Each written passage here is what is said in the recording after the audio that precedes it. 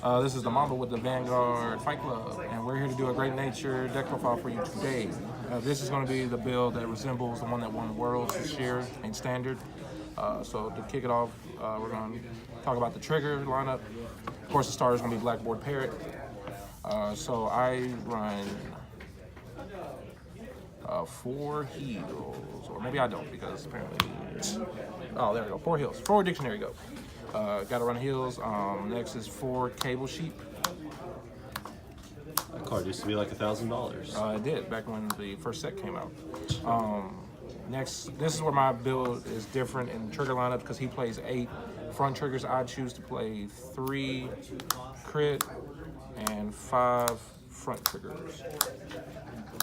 The reason being because I do want the extra pressure for the crit, especially when I'm pushing for game.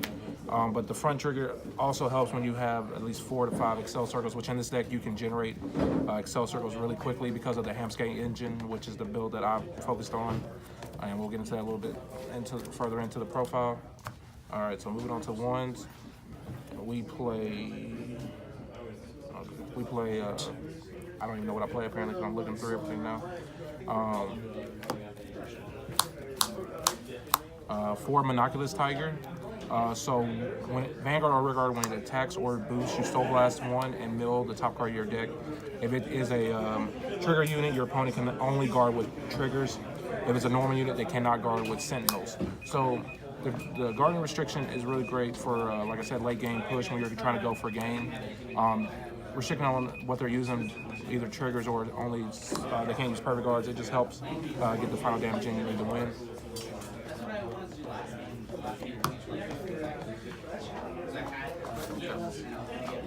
So next we play 4 Tank Mouse. Is that Gregory? Yes. So once per turn, when a card is taken from the top of your deck and put into the drop zone, you counterblast 1. You can add it back to your hand. So, for instance, if I hit a trigger off of the effect and I need it for the next turn to guard with, I can add it back to my hand. Or if it's a monster or something I need next turn, I can just get it back. That way, I have what I need for next turn. This card is really solid in increasing your hand and not really negging you anything when you lose the top card of your deck. And finally, the last card is one of the MVPs of the deck. It is Pencil Squire Hamsuke, or Hamsuke, however you want to pronounce it. Hamtaro. Sure. So if the Vanguard's the grade 3, he gets +4 continuously, so he'll be a 12k booster or attacker, or 22k on the Excel circle. At the end of your turn, you can Soul Blast card, put this into the Soul, and search for the 2. So, for instance, if I'm grade lock and I don't have a 2 to ride, or if I don't have the grade 2 Hamskate I want to ride, this gets you out of grade lock. So it's basically like it fixes your ride so you can get the full effect of your grade 3, which we'll get into here in a little bit. And talking about the grade 2, we're on to the grade 2 Hamskate. Pencil Knight. If my Vanguard's the grade 3, he gets +4, making him a 13k attacker. I had to think about that math for a second there. And when he's on Vanguard and he attacks, if the grade 1's in my soul, he gets +5. So he's a 14k attacker on Vanguard. And again, just being able to get out of riding the wrong card because of the 1 to get into this it just makes the ride chain complete, which is basically what it is. Next is going to be 4 of the Binoculars Tigers. So when it attacks the Vanguard or Rearguard, counterblast 1, mill the top card. If it's a normal unit, you draw a card. If it's a trigger, you retire one of your opponent's rear guards. And 3 cards in your front row get +5. So this is, it applies pressure, it gives you hand advantage, and it gets rid of a rear guard. And of course, this is the OR work for it. So this grade 2 just applies pressure in your matches. And finally, 4 Geograph Giants. If it's put on an additional rear guard circle, it gets +8 continuously. So it's 17 on your turn and your opponent's turn. But on the Excel circle, it'll be 27 on your turn. Just again, applies pressure. If you get this off, it makes it at 32. Just hitting big numbers. And so that's all for my grade 2s. And finally, we're on to the grade 3s. And my favorite card, one of my favorite first grade 3s. So this card is beyond amazing compared to its original in the old art, in the old series of Vanguard.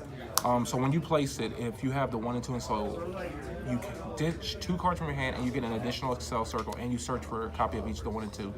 So if you're going against an Excel player, you will get ahead. You'll be ahead 1 turn on them because you already have 2 Excel circles. And if you go first against an opponent who's still at grade 2 and you have a great hand or a great presence already, and this just pushes them in so hard that you could actually win on the turn you go grade 3 depending on the circumstances of where you're at. And this is just continues. So every time if I rewrite it, I can do it again, and that's an additional 2 more Excel circles. Next, this is my tech end that I would choose to play. This is 1 tech of Armed Instructor Bison. When he attacks, I can counterblast someone, give something +5. If it's on the Vanguard circle, when I do it, I can restand it, stand that unit. Just again, it applies pressure, gives you an extra attack, and the +5 helps you hit better numbers. And finally, 4 School Hunter Leopold. When placed, if you have a grade 3 in soul, his effect triggers twice. So if it's when it's placed, you mill. If it's a trigger, it gets +15 in a crit. If it's a normal unit, you can check top 4 and call 2 grade 2 or less, and the rest go back and you shuffle. So again, if you hit 2 trigger units, it's 30k and 2 crit. If it's anything else, if it's a monster, or not a monster, but a normal unit, you get to search twice and you get to refix your field.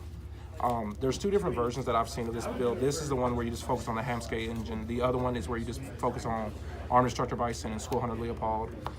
The deck is easy to change through. It doesn't take too much to change out. You would just replace these for Barcode Zebras and the ones for the Silver Wolves.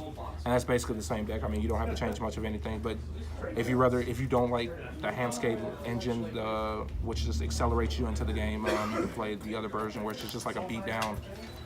Focusing on just how many times you mill the top card of your deck, because the Barcode Zebra gets +5 for every time something's milled from your deck. So, I mean, that's another way you can play it. But I just got this inspiration looking at the gentleman who won the Worlds for Standard. His build my build is completely the same except for my trigger lineup. And instead of playing 1 Silver Wolf, I play 1 Armed Instructor Bison, because I think this card is really good to have. If I'm just playing 1 of something, I'd rather play 1 of this, because I can get +5 to a unit if I'm trying to push for game, or to restand him if he's on my Vanguard. If for some reason I have to ride him. My games today, I went 2-1. I only lost to Aquaforce. I mean, what can I say? The guy hit more triggers than I did, and I couldn't do nothing about it. But I never had to ride the Armed Instructor Bison except once against the Gold Paladin player, and that was just because I was trying to ensure my game was won. But mostly it was Leopold and Hamskate. But that's about it. So Vanguard Fight Club out.